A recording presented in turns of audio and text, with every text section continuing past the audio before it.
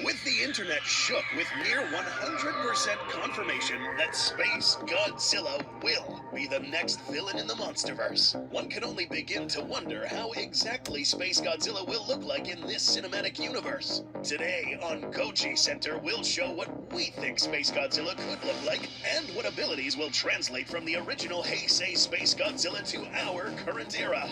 A quick reminder that all of the content you're about to see is pure speculation. We won't be referencing any potential plot leaks today as well. Hit that subscribe button and stay till the end to witness Goji Center's take on Cosmic Gojira.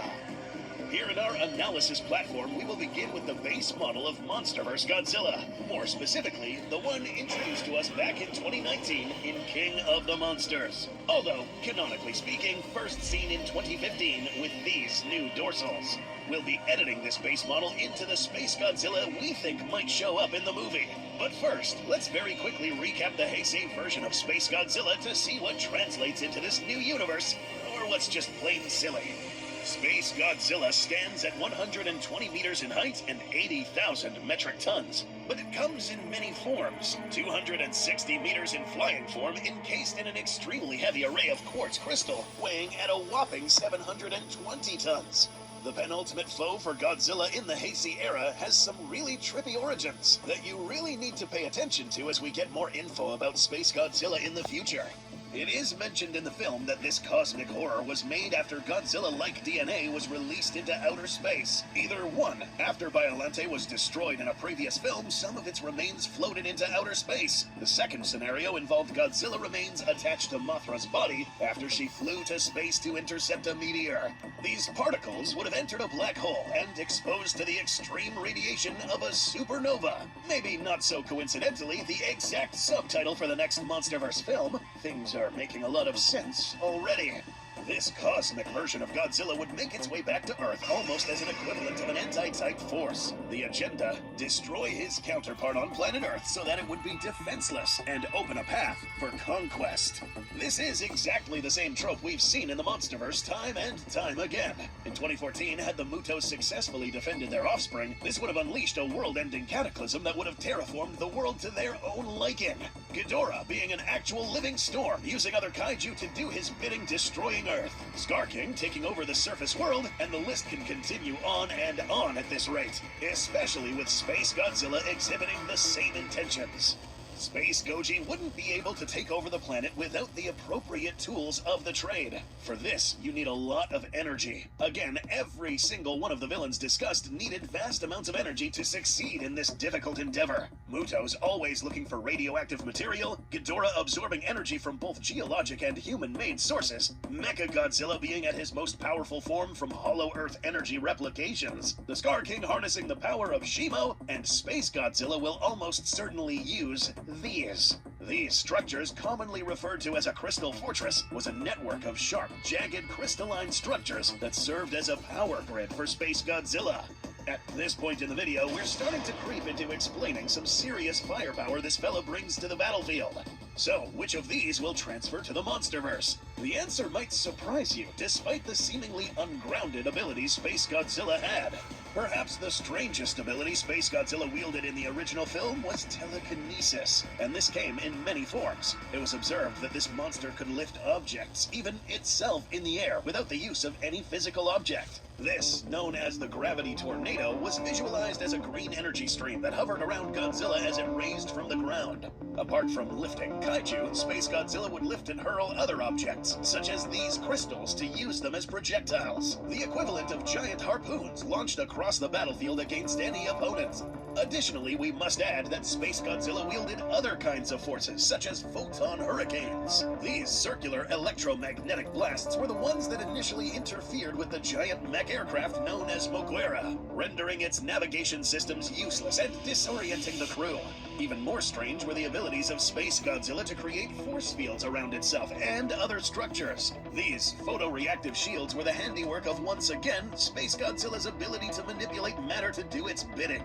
Are some of these abilities too outlandish for the Monsterverse? We were going to say yes, but after further digging, not really.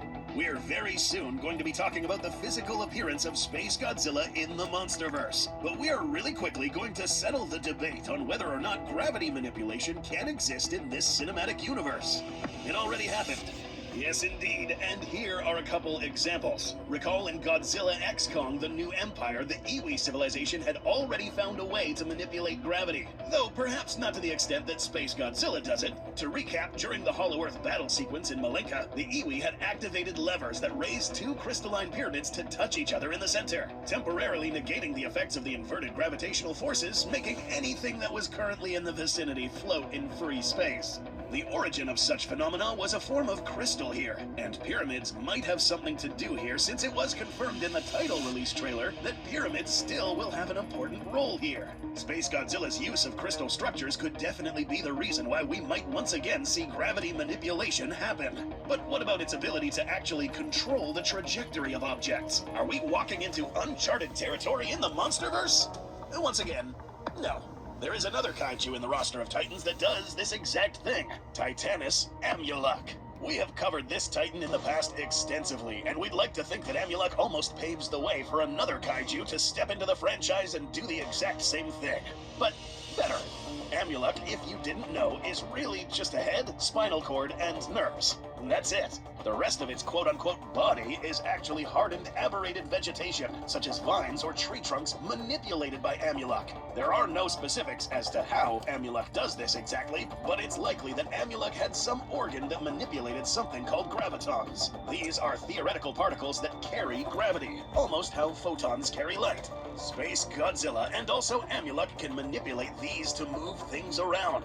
Except Space Godzilla takes it a bit further and can almost move anything, like these crystals and casually levitating Gojira, resulting in a highly disrespectful and humbling spectacle of titanic proportions. So it's safe to say that there is a really good chance that humanity will be witnessing physics warping phenomena in the surface world as well in the new movie. All thanks to Space Godzilla's cosmic biotechnology. But hold on, there's even more. And if you think that this was the limit of what Space Godzilla could be capable of in the Monsterverse, then you might just be flat out wrong. Take a look at Space Godzilla's Corona Beam and tell us if you find something odd. Did you catch that? For those of you that didn't, note how Space Godzilla's beam actually curls around objects. Weaponized energy streams like these in the Monsterverse have not exhibited this yet. Ghidorah's gravity beams are irregular, but they tend to follow a relatively straight trajectory. Mechagodzilla's proton scream, Godzilla's atomic breath, and Shimo's frostbite blast also follow a straight line. Space Godzilla? Not so much. Why? Manipulating energy in such a controlled, curling trajectory would require forces or field control far beyond anything we can currently achieve. Funnily enough, during the creation of this video, something actually happened in real life that was also equally as bizarre, and with no real explanation at face value. Now, allegedly, a meteor was spotted that was changing directions abruptly, with some eyewitnesses claiming that this fireball-like object was zigzagging across the sky and changing directions as it was making its way towards the ground. Whether this was some sort of unknown craft caught on fire, some sick prank, or even AI, the fact of the matter is that an object hurled in a trajectory should not move aberrantly like this, and much less a beam of energy. Now, will Space Godzilla in the Monsterverse push the limits of what's grounded once again? This cinematic universe was at one time described as more grounded in comparison to the more whimsical treatment of the Heisei and Showa eras. However, lately, the Monsterverse is now straying from orbit. If you look at these two movies side by side, you'd have a hard time believing these two installments were in the same franchise. Lots has changed in terms of tonality, and if we keep moving in this direction, the fact that there's now a kaiju that can manipulate gravity on the surface world should not be surprising anymore. Space Godzilla's Corona beams imply the following.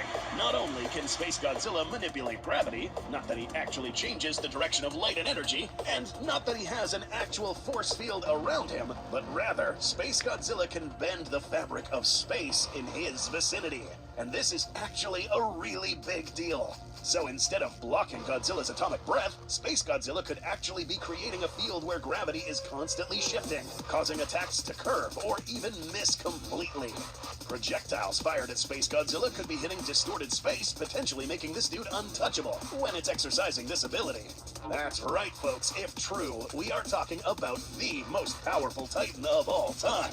In effect, this kaiju wouldn't really even need armor as we know it. Its protection could be control over space itself. Shocked? Well, we haven't even touched on its physical appearance yet.